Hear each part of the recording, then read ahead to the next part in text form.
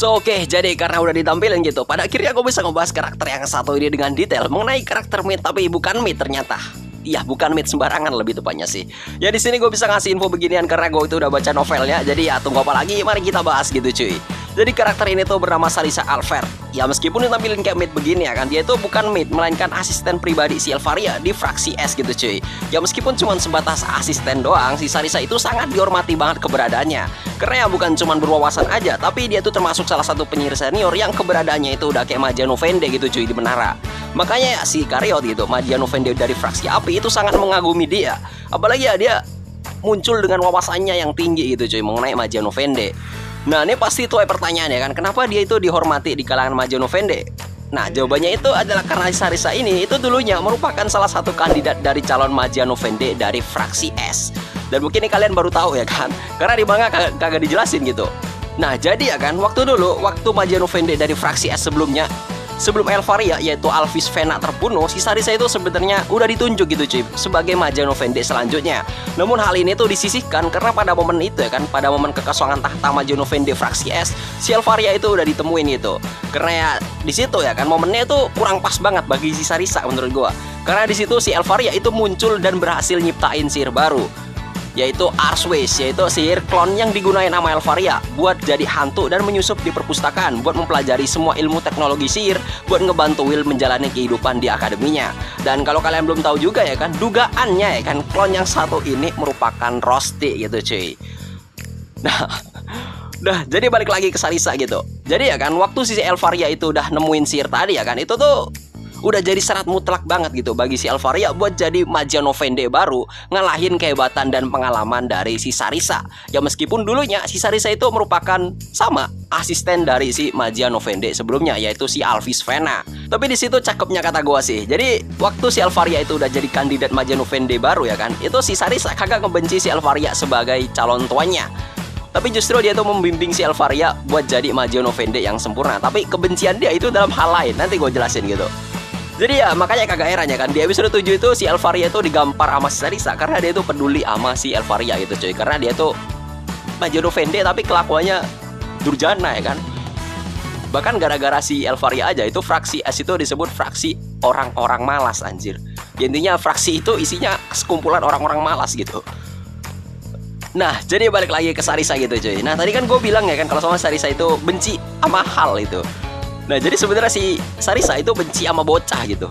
Dan mau ada momen itu ya kan, itu si Elfaria itu masih bocah dan udah jadi Magia Novende.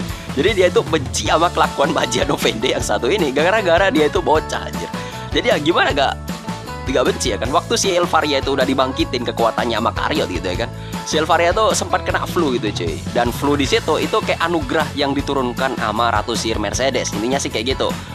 Nah pada saat itu tuh kondisi tubuhnya si Elfaria itu kagak normal gitu. Jadi dia tuh sering memberontak lah intinya ya kan, kayak mengigau gitulah.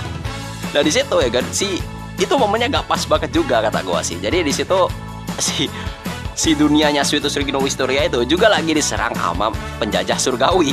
Jadi di situ Sarisa itu kayak ini kelakuan bocah apaan coba.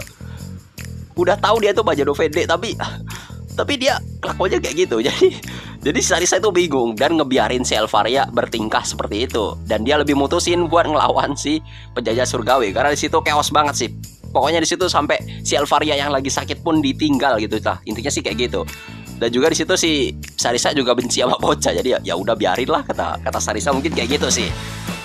Tapi ya balik lagi gitu. Pada akhirnya si Sarisa itu ya kayak maklumi akan hal itu ya kan, karena si Elfaria itu nantinya bakalan jadi tuannya sendiri. Jadi ya dibiarin aja sama dia. Nah mungkin kalian pada kepo gitu ya kan, seberapa hebat dari si Sarisa. Nah sebenarnya kagak ada kejelasan sih mengenai seberapa kuat dari si Sarisa, kecuali yang gua pahami banget ya kan. Jadi si Sarisa itu dulu pernah ngelawan penjajah surgawi di momen si Elfaria itu lagi babak belur ngelawan penjajah surgawi.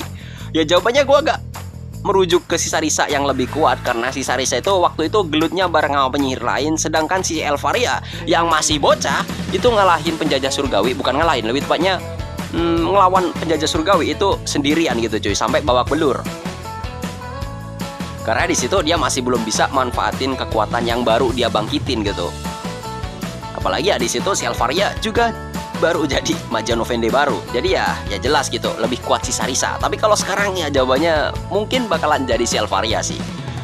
So, jadi gimana menurut kalian ya kan buat mate yang satu ini? Jadi ya meskipun kelihatannya cakep banget kayak gini karakternya ya kan, pasti wah ini pasti waifu yang suka Mif nih, ini pasti bakalan ngewaifuin dia sih. Gue yakin banget kalau itu mah.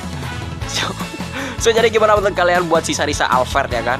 Ya sebenarnya dia itu adalah calon Maja Novende tapi gagal gara-gara ada bocah yang muncul dan nyiptain sihir baru sehingga bisa ngalahin posisinya dia yang berperan penting dalam fraksi S gitu cuy.